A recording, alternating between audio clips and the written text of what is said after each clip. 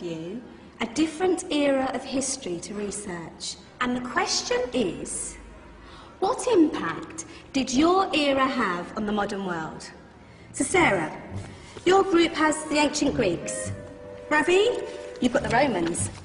And Danny's group gets, yes, a bit of a challenge for you.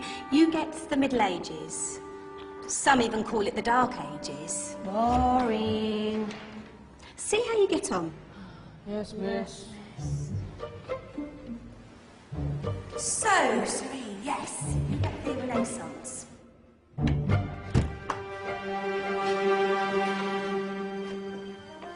Is that the librarian? I guess so.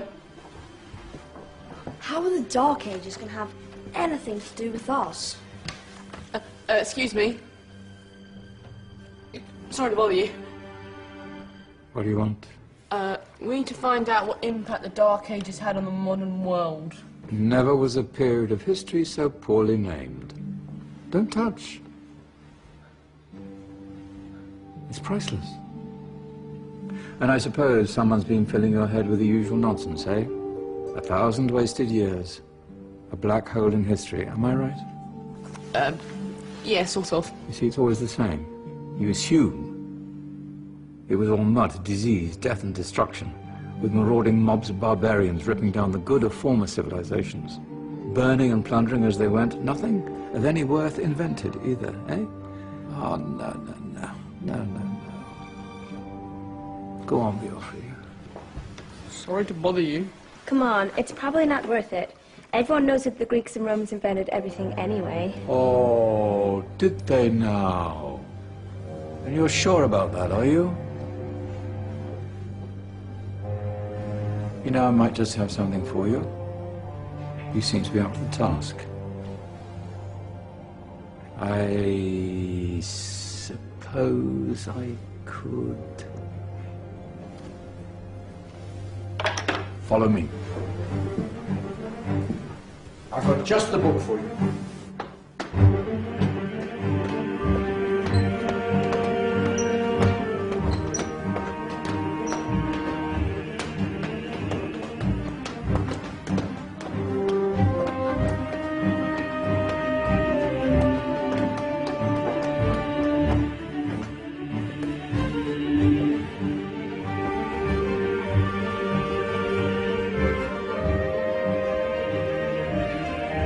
Where are we going? Who knows? Ask him.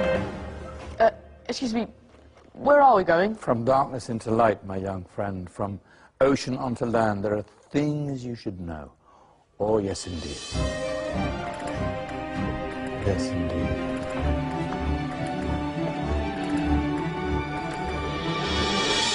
Now, I know I left it around here somewhere.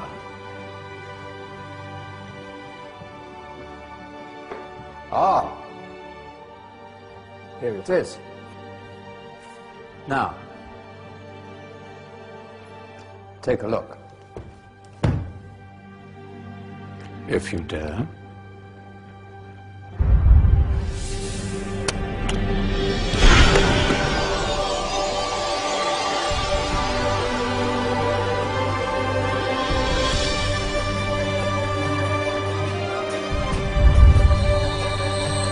What's going on?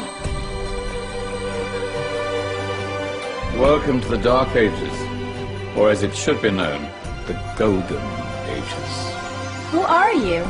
I am Al-Jazari, engineer and ingenious inventor. I thought you said this was the Dark Ages.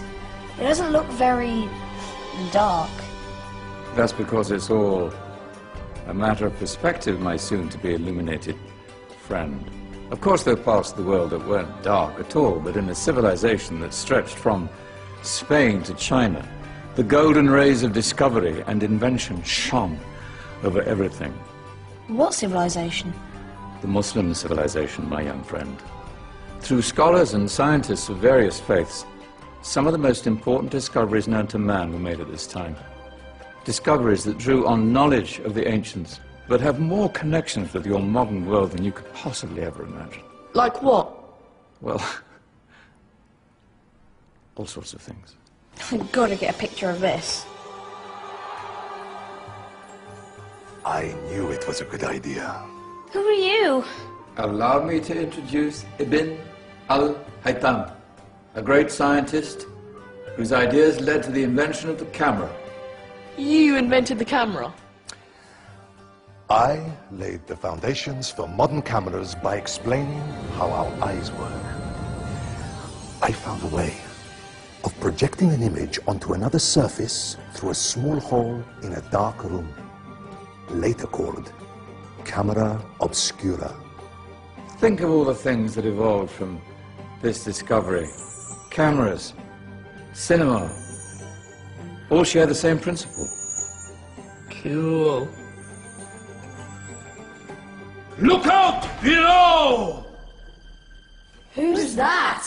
That's my good friend, Abbas ibn Farnas, who gazed up to the heavens, passionate in his belief that man could fly. Whoa. Indeed, he dared to dream about flying 1,000 years before the Wright brothers. Do you know you all take your jet-setting holidays for granted, so it only seems fair to remember Abbas ibn Farnas? Stand by. I'm ready for takeoff.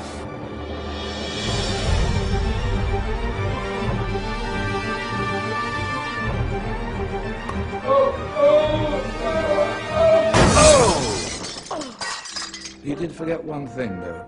A tail, useful for landing. Ah, my back. Is there a doctor in the house? Did someone call? Ah, my old friend, why don't you introduce yourself to my young guests? I am Abul Qasim al-Zahrawi.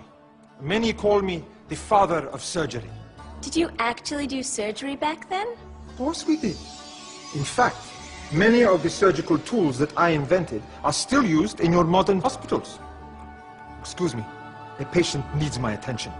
Scalpel? I think I may need some stitches. In that case, I'll use catgut. Catgut? From the gut of animals. Perfect for stitching up internal wounds. Your surgeons are still using it today. Sorry, mustache.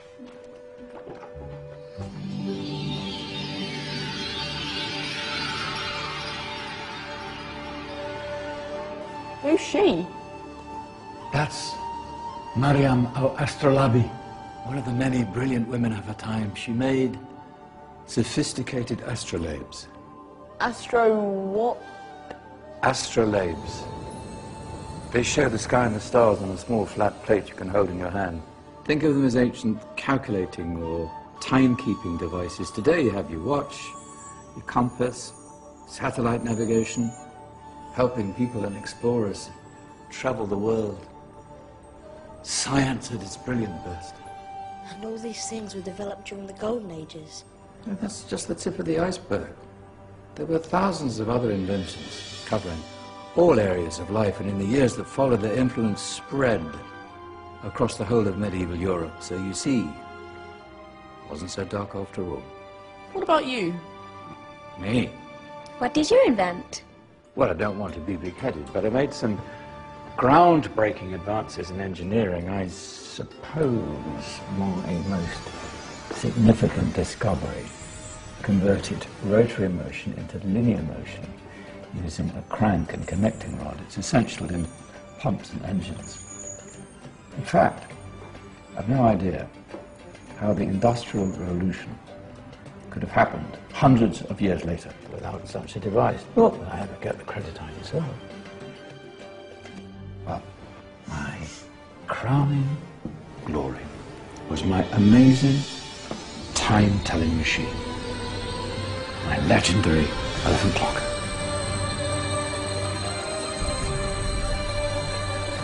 It's a clock. Yes. Dozens of components collected from different cultures around the world. Indian, Greek, Arabian, Egyptian, Chinese. Wow. A United Nations clock. That is pretty cool. Does it actually tell the time? Wow, yes, of course. If it wasn't for me, thousands of people would be late for everything. Speaking of time, we better get you back. And remember, spread the word. This is a golden age, and I've only shown you a tiny part of this wondrous time. There are countless other scientists and inventions directly connected to your modern world. You're just going to have to find out for yourselves. Hey, wait!